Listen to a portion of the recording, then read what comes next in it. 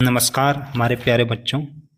EVS के इस set में आपका स्वागत है और इसमें काफ़ी महत्वपूर्ण प्रश्न हैं, साथ ही साथ गद्यांश भी हैं।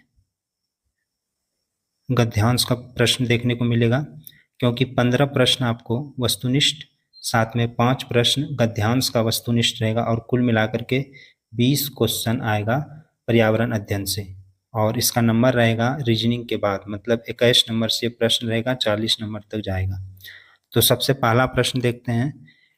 कीड़ों को आकर्षित करने और उन्हें फंसाने के लिए नेफेंथिस पौधा क्रमशः किन दो विशेषताओं का उपयोग करता है? ए नंबर है आकर्षक पत्ती का ढक्कन, उसकी गतिशीलता, घड़े का लंबा आकार, उसकी बाहरी बनावट, विशेष खुशबू, घड़े की आंतरिक संरचना, पौधे का रंग, उसकी तीव्र आवाज। तो इसका आंसर हो जाएगा सी आंसर हो जाएगा 1 नंबर का, विशेष खुशबू और घड़े की आंतरिक संरचना। आंतरिक संरचना की वजह से जब कीड़ा फंसता है तो बाहर नहीं निकल पाता है। तो इसके विषय में थोड़ा और जान लेते हैं। आप यहाँ पर देख सकते हैं शिकारी पौधा इसको बोला जाता है। यहाँ पर इमेज देख सकते हैं इसका। चूहे, मेढक, कीड़े मकोड़े और छोटे जीवों का शिकार करते हैं। इन चीज़ों का शिकार करते हैं, इससे बड़े जीवों का शिकार नहीं कर पाते हैं। नेफेंथिस सबसे ज़्यादा इसके लिए मशहूर है। और भी तरह का शिकारी पौधा होता है लेकिन नेफेंथिस सबसे ज़्यादा मशहूर है।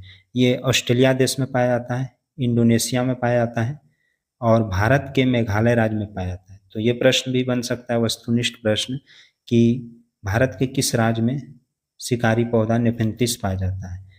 इसका आकार लंबे घड़े जैसा होता है। इसके ऊपर पत्ती का ढक्कन लगा होता है। घड़े से खास खुशबू निकलती है। इसकी वजह से कीड़े खींचे चले आते हैं उसके अंदर। आप देख सकते हैं यहाँ कीड़ा किस प्रकार आ रहा है और फिर ये ढक्कन धीरे धीरे बंद हो जाता है और घड़े का आकृति देख सकते हैं। इसके वजह से ये ढक्कन भी एक ही बार में बंद नहीं होता है, धीरे धीरे। तो उसी प्रकार से जब वो फंस जाते हैं इसके अंदर तो वो निकल नहीं पाते हैं और उसका शिकार हो जाता है।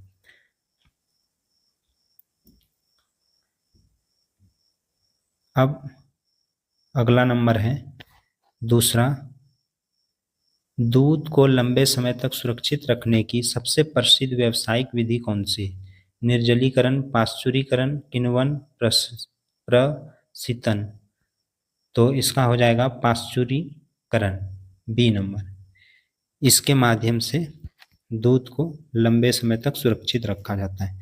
इसमें दूध को गर्म करने का विधि है पाश्चुरीकरण, जो है एक ऐसी वैज्ञानिक प्रक्रिया है जिसके तहत दूध, फलों के रस, अन्य तरल पदार्थों को एक निश्चित तापमान पर गर्म करके उसमें मौजूद हानिकारक बैक्टीरिया व सूक्ष्म जीवों को नष्ट किया जाता है। इस विधि से शेल्फ लाइफ, मतलब उसका भंडारण क्षमता बढ़ाई जाती है और इस प्रक्रिया का आविष्कार फ्रांसीसी वैज्ञानिक लुई पास्चर ने किया था। अब अगला नंबर है 3 नंबर। यदि कोई व्यक्ति उत्तर दिशा की ओर मुंह करके खड़ा है तो उसके ठीक बाएं हाथ की तरफ कौन सी दिशा होगी? जब आप पढ़ते हैं या कुछ भी सामने रखते हैं तो उस हिसाब से आप इस दिशा को याद रख सकते हैं कि ऊपर उत्तर रहेगा और नीचे दक्षिण, और दाहिने हाथ की ओर इधर पूरब हो जाएगा और इधर पश्चिम। और इसी को आप घुमा सकते हैं और इसी के माध्यम से आप जान भी सकते हैं। जब आप सामने किताब रख के पढ़ते हैं तो आपके दाहिने हाथ की और जो भी चीज़ है तो वो दाहिना हिस्सा का लाएगा और बाएं तरफ बायां। अब इस दिशा को समझिए आप कि उत्तर दिशा की ओर मुंह है, ये ऊपर की ओर है मतलब आगे की ओर है, और ये पीछे की ओर है आपके पीठ की ओर। और इधर दाहिना हाथ हो जाएगा आपका। आप अगर मोबाइल में इस वीडियो को देख भी रहे हैं तो इधर आपका दाहिना हिस्सा हो जाएगा और इधर बायां। तो बाएं हाथ की तरफ क्या कहलाएगा? पश्चिम कहलाएगा। इसका बी आंसर होगा। अगर इसी तरह क्वेश्चन ये आ जाए पूरब की ओर मुंह करके हैं तो आप इस रेखा को, इसको याद रखना है आपको और इस रेखा को यहाँ लाना है। ये रेखा, इस रेखा को इधर घुमा देना है इस प्रकार, इस ओर जब घुमा देंगे हम, इस ओर हम घुमा देंगे जब, तो ये पूरब इधर आ जाएगा और पश्चिम नीचे चल जाएगा और उत्तर इधर आ जाएगा और दक्षिण इधर चले जाएगा। तब फिर हम बायां और दाहिना हाथ, इधर दाहिना हाथ हो जाएगा और इधर बायां हाथ हो जाएगा। तो फिर हम दिशा के बारे में जान सकते हैं। उत्तर की ओर मुंह था तो इधर दाहिना हाथ था, इधर दाहिना हाथ था तो इधर बायां हाथ हो जाएगा, और इधर दिशा पश्चिम है। तो इस दिशा को याद रख के दिशा दिशा जो है यही है कि ऊपर मतलब आगे की ओर उत्तर और उसका उल्टा दक्षिण आप बना ही लीजिएगा, और दाहिनी ओर पूरब और इधर पश्चिम। इधर की ओर क्या हो जाएगा, पश्चिम हो जाएगा। इस दिशा को हमेशा याद रखना है। मैप वाला जितना भी प्रश्न आएगा तो इससे जुड़ा ही रहेगा। अब दूसरा नंबर प्रश्न है, ये भी मैप से ही, दिशा से ही संबंधित है और ये पर्यावरण से ही संबंधित है।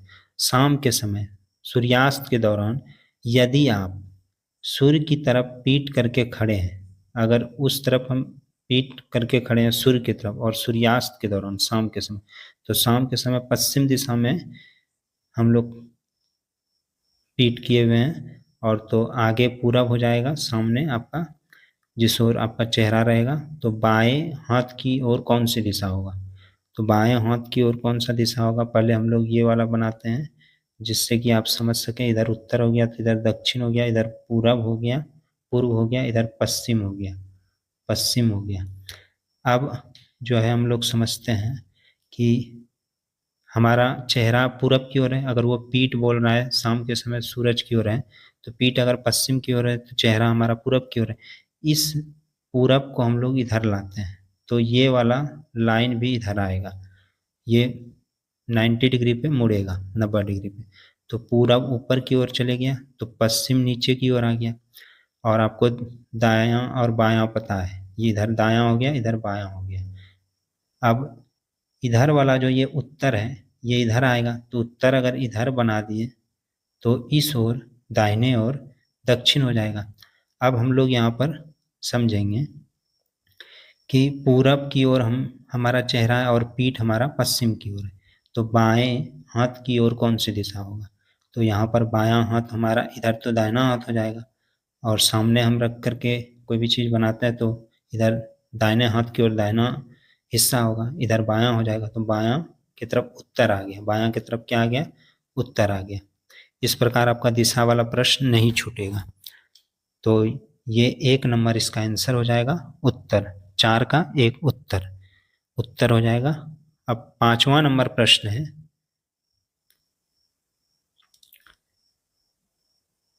5वां नंबर प्रश्न है कि मानचित्र नक्शे पर सागर, महासागर या अन्य जल निकाय को दर्शाने के लिए पारंपरिक रूप से किस रंग का उपयोग किया जाता है, हरा, पीला, भूरा, नीला। आप अगर मैप देखे होंगे कहीं लटका हुआ, या तो आपका मैप वाला बुक कहीं देखे होंगे, तो उसमें जो नदी सागर रहता है तो उसका रंग नीला रहेगा। क्या रहेगा, नीला रहेगा। तो इसका आंसर हो जाएगा नीला, 5 का आंसर नीला हो जाएगा। अब अगला नंबर है, हम अपनी आँखों से जिन छोटी जीवों जैसे कि जीवाणु, विषाणु को नहीं देख सकते हैं, उन्हें देखने के लिए किस यंत्र का उपयोग करते हैं, कीड़े मकोड़े से भी छोटे, दूरबीन, सूक्ष्मदर्शी, पेरिस्कोप, लेंस। तो इसका आंसर हो जाएगा सूक्ष्मदर्शी। दूर के वस्तुओं को दूरबीन द्वारा देखा जाता है, और सूक्ष्मदर्शी द्वारा ही हम लोग सूक्ष्म जीवों को देखेंगे जो नंगी आंखों से नहीं दिखता है।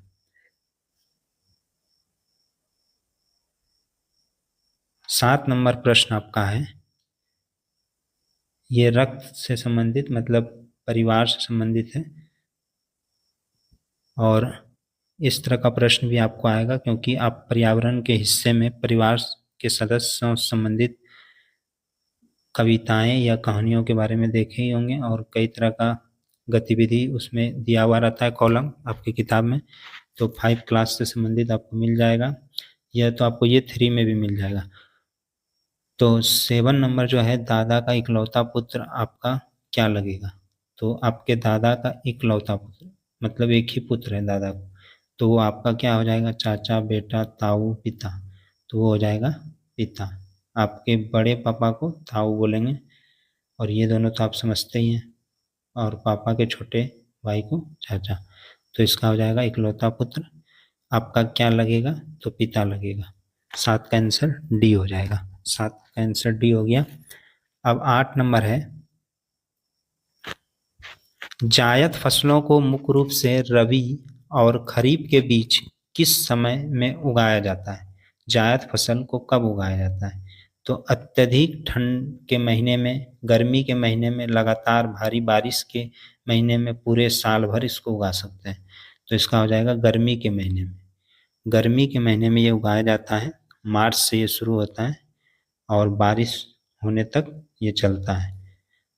तो इसके बारे में आप जान सकते हैं। इससे संबंधित दूसरा प्रश्न भी आ सकता है कि जायद फसल का ऑप्शन रहेगा कि कब उगाया जाता है, तो उसमें मार्च और अप्रैल को आप ले सकते हैं कि मार्च से अप्रैल तक उगाया जाता है और कटाई जून जुलाई।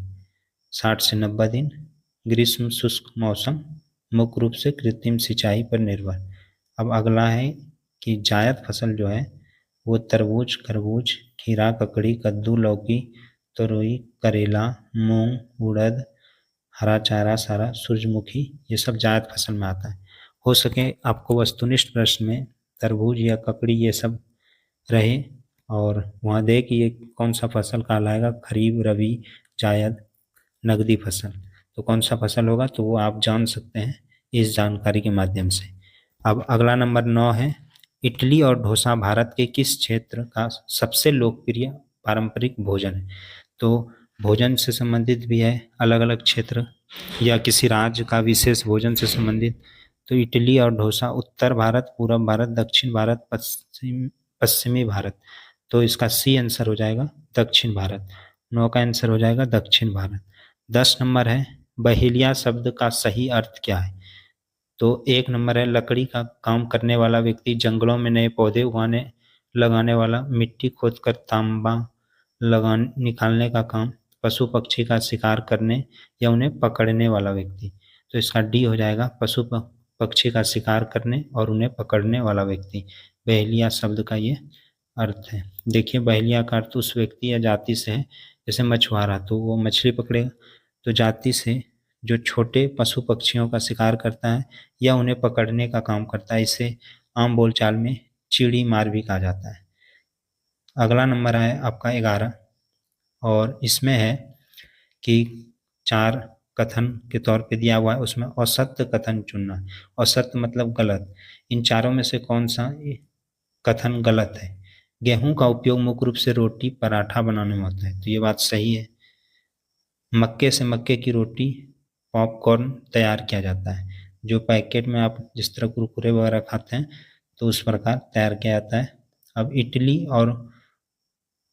इडली पुलाव चावल बनाने वाले प्रमुख व्यंजन है, तो चावल के माध्यम से ये दोनों बनता है, तो ये भी सही हो जाएगा। तो इसका मतलब डी आंसर गलत होगा। बेसन दाल जौ से ही तैयार किए जाते हैं, जौ के माध्यम से हम लोग दलिया बना सकते हैं, सत्तू बना सकते हैं। बेसन इसका नहीं बनेगा, गेहूं के ही तरह होता है जौ, और जौ यव मुख्य रूप से दलिया और सत्तू या आटा बनता है इसका।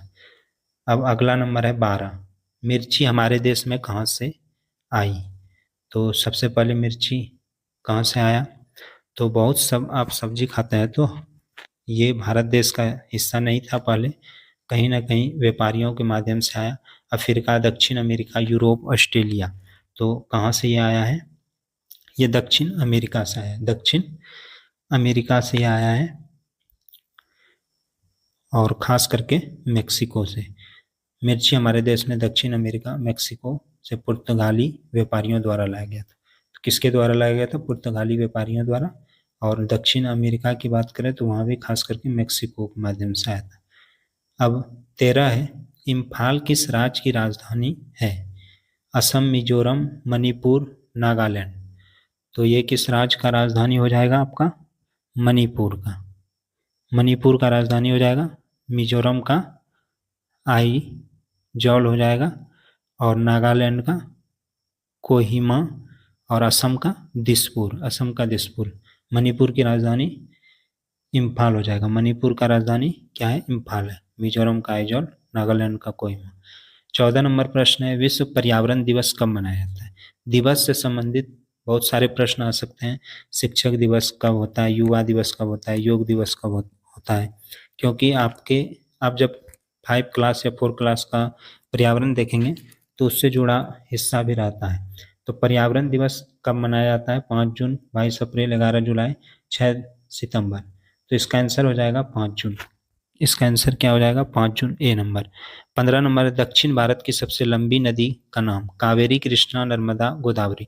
तो गोदावरी हो जाएगा दक्षिण भारत का सबसे लंबा नदी, और यह 1465 किलोमीटर। और वहीं भारत का सबसे लंबा नदी है गंगा। गंगा है, और गंगा का लंबाई आपका 25 मतलब गंगा का लंबाई हो जाएगा 2525 किलोमीटर। तो सबसे अधिक हुआ। और गोदावरी का है 1465, मतलब 1465 किलोमीटर। तो गंगा का लंबाई सबसे ज़्यादा, और दक्षिण भारत लगाए तब सबसे लंबी नदी गोदावरी होगा। 16 नंबर है, भारत की प्रथम आदिवासी महिला राष्ट्रपति कौन है? प्रतिभा पाटिल, द्रौपदी मुर्मू, सरोजनी नायडू, मीरा कुमार। तो द्रौपदी मुर्मू जो अभी भी है, और ये 15वां राष्ट्रपति बना था। द्रौपदी मुर्मू प्रथम आदिवासी महिला राष्ट्रपति, द्रौपदी मुर्मू। अब 17 नंबर प्रश्न है, बिहार की अंतर्राष्ट्रीय सीमा किस देश से मिलती है? बांग्लादेश, भूटान, नेपाल में म्यांमार। तो ये किससे मिलेगा? नेपाल से। नेपाल से इसका बॉर्डर मिलता है। इसका आंसर सी हो जाएगा। 18 नंबर, भारत का राष्ट्रीय विरासत पशु कौन सा है? बाघ है, हाथी है, शेर है, कस्तूरी मृग है, हिरण। तो इसका आंसर क्या हो जाएगा? इसका आंसर हो जाएगा हाथी। एलिफांस इंडिका इसका वैज्ञानिक नाम होगा। तो हाथी इसका आंसर हो जाएगा। राष्ट्रीय विरासत पशु, राष्ट्र प्रतीक के विषय में पूछा जा सकता है प्रश्न, और ये दिया भी है नोटिस में कि महत्वपूर्ण टॉपिक के विषय में कहाँ से क्या पूछा जाएगा। 19 नंबर आपका प्रश्न है, मकर संक्रांति का त्यौहार मुख्य रूप से किस महीने मनाया जाता है? मार्च, सितंबर, अगस्त, जनवरी। तो ये जनवरी में मनाया जाता है, 14 जनवरी। जनवरी हो जाएगा इसका आंसर, 14 जनवरी। माउंट एवरेस्ट पर चढ़ने वाली पहली भारतीय महिला कौन है? तो बिछेंद्री पाल हो जाएगा इसका answer, B number. B number इसका आंसर हो जाएगा। बिछेंद्री पाल ने 1984 में माउंट एवरेस्ट पर चढ़कर यह गौरव हासिल किया। और ये जो माउंट एवरेस्ट है ये नेपाल में है। नेपाल चीन के बॉर्डर के सामने है, तो नेपाल में हिस्सा ज़्यादा है, और नेपाल में इसको सागर माथा बोलते हैं। माउंट एवरेस्ट का ऊंचाई देख सकते हैं 8,848.86 मीटर। अब अगला नंबर है आपका गद्यांश से। गद्यांश में है पश्मीना शॉल की कहानी। दुनिया भर में मशहूर पश्मीना शॉल अपनी खासियतों के लिए जानी जाती है।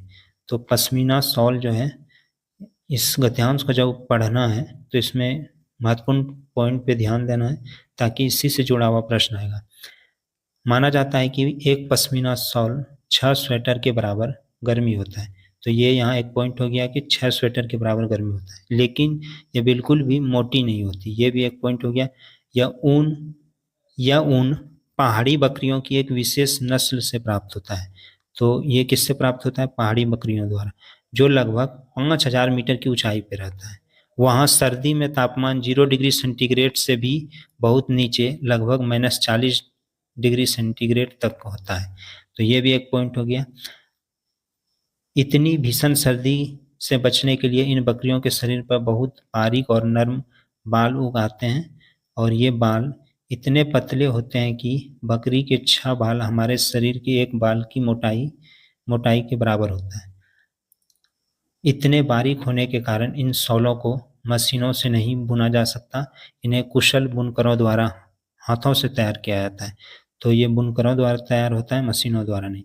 एक साधारण पश्मीना शॉल बनाने में एक बुनकर लगभग 250 घंटे की कड़ी मेहनत करवाता है, 250 घंटा का। तो अब सारा प्रश्न पढ़ेंगे, 5 प्रश्न आएगा गद्यांश को पढ़ने के बाद। यहाँ है, एक पश्मीना शॉल में कितने स्वेटरों के बराबर गर्मी होता है? तो अभी 6 पढ़े थे हम लोग, तो 6 स्वेटरों के बराबर। और यहाँ पर देख सकते हैं कि यहाँ पर लिखा हुआ है 6 स्वेटर के बराबर। अब दूसरा है पश्मीना ऊन देने वाली बकरी कितनी ऊंचाई पर रहती है, तो ये भी दिया हुआ था लगभग 5,000 मीटर। लगभग कितना, 5,000 मीटर, और ये देख सकते हैं आप 5,000 मीटर। और अगला नंबर है मनुष्य के सिर के एक बाल की मोटाई बकरी के कितने बाल के बराबर होता है, 2, 4, 6, 8। तो 6 बाल के बराबर हो जाएगा गौ नंबर, इसका आंसर हो जाएगा गौ। 6 बाल के बराबर होता है, यहाँ पर देख सकते हैं 6 बाल के बराबर।